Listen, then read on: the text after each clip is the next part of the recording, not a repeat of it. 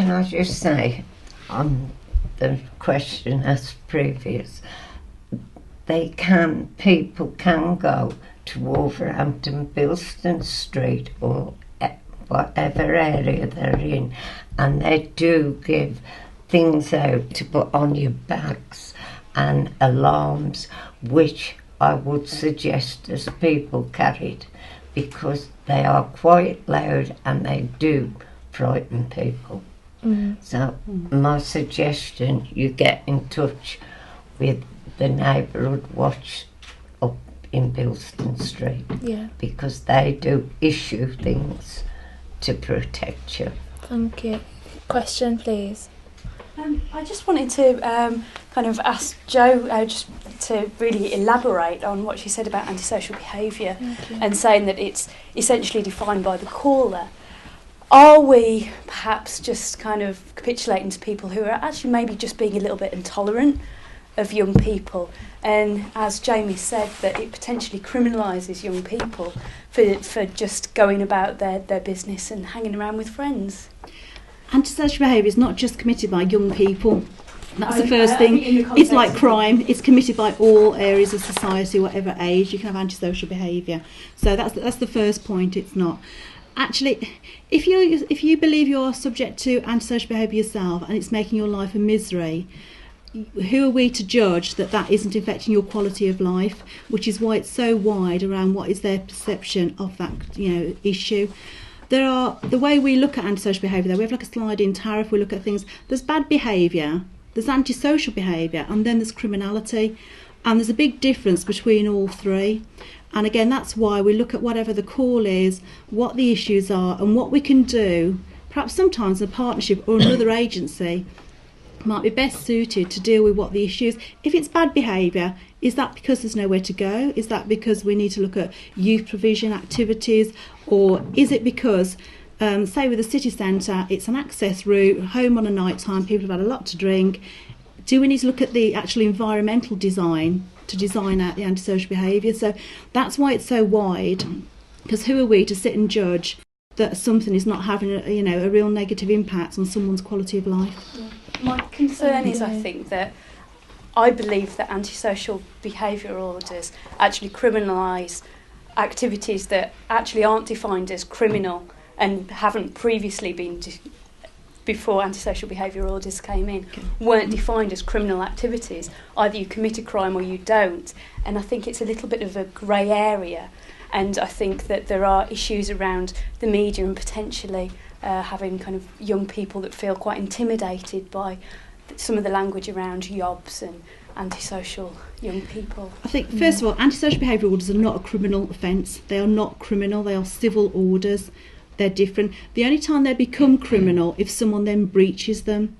And I know the ones that we've recently took out in Wolverhampton, they've been making a whole housing estate, their lives a real misery. So they're not seen as something that we go down that route lightly. It's in partnership, it has to be evidence from the community as well. So they're not an easy route, and they're not a route that we take for everything. They are the last resort, because there's a lot of work goes on before we get to that stage. But they're not criminal, it is a civil order.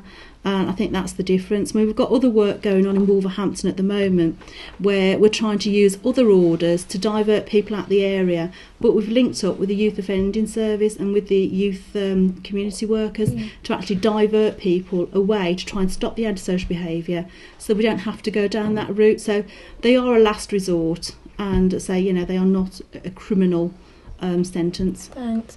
We've got an email from Teshy Boy. It says, does the punishment really fit the crime? It seems that sentences are way too short and people should go to jail don't. This is not the police's fault but the judges. How can we improve sentencing? Okay, well, sentencing tariffs are set down by, nationally by the courts and the criminal justice system. And obviously, the judge has to take into account, or the magistrate, that person's previous behaviour, what the offence is, the nature of the offence, and then has to look at what the sentencing guidelines are in which they've got scope to sentence. And that is, for the discretion of the magistrates or the court within those guidelines. What we do do is work with the criminal justice agencies to try and have a more joined up approach between our interventions and the work that they do further on down the line. Okay, thank you. Question for you. About the sentences, I don't understand how you can get let out on good behaviour after you've done something wrong. Shouldn't you just be in jail for something what you've done? Okay, this again is down to national policy and with the criminal justice system and the prison service. So it's not something my area of expertise that I can comment on, but it is down again to national guidelines and the protocols in which they work to. So there's a framework, and depending on behaviour, obviously if someone doesn't behave, then they stay in and they get their prison sentence sometimes even extended if they commit criminal offences whilst in prison. Mm-hmm. I've got an email from Twitter. It's Jace. He says, what can we do to stop crime? I'll ask you that question. What can you do to stop crime? Yeah. Just be vocal about it, I think. If something's wrong, tell people about it. I think that's a big issue.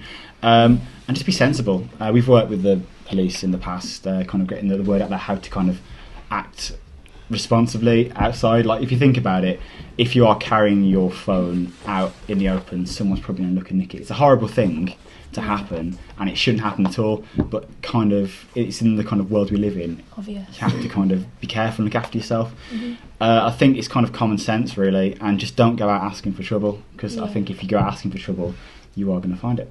Okay, but can I add to that though, it's about being part of a community, and the community can stop crime, and there's a lot of talk around the big society, but it's right, if you come together as a community, you've got more chances of stopping crime and working with us to actually reduce crime, and you need to pull together. Thank you. I've got another email from Derek. It says, is it easy to set up neighbourhood watch scheme, and does it cost a lot of money? There has been lots of crime in my area, and me and my friends are really fed up with it.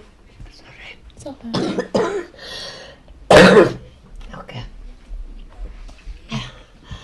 It is easy. All you've got to do is get in touch with the neighbourhood office in Bilston Street or in your community, and people will help. We need more neighbourhood watch coordinators in the area. We are desperate to have more coordinators. We can't just do it with a few people. We need more to join and alter our areas. Yeah. I mean, just to add to that, 'cause Shirley's suffering. If someone wants to set up a neighbourhood watch scheme, they can go on the national site and look at the neighbourhood watch. They can go on their local police site, and on there will be details of all the local neighbourhood teams. They can contact their local team, or as Shirley says, we have neighbourhood watch coordinators, and they can contact their main headquarters station. It's Bilston Street for Wolverhampton. We have currently 2 officers that you can contact there, and will help give advice and help you set up a scheme. But we also have neighbourhood watch, we have business watch, we have pub watches, we have a whole variety of schemes that sit under the umbrella of neighbourhood watch. Yeah, okay, thank you.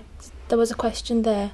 Oh, yeah, I wanted to say this, I met this young guy, he told me he had robbed the bank before, and he only got 6 months, and he came out due to good behaviour. But my own cousin, he was involved in a fight. They gave him 8 months. Ain't that what you call unfair justice or stuff like that? As I said earlier, the courts have a actual tariff and protocols they have to follow. It depends on the nature of the offence, it depends on the character of the person, and it depends on what's before the courts, and they make that decision within national guidelines. So it would have to be within national guidelines, otherwise that they would be able to appeal their sentence. Okay, thank you. That's all we've got time for today. If you'd like to watch this debate again, just visit mediacove.blogspot.com. Thank you for joining us.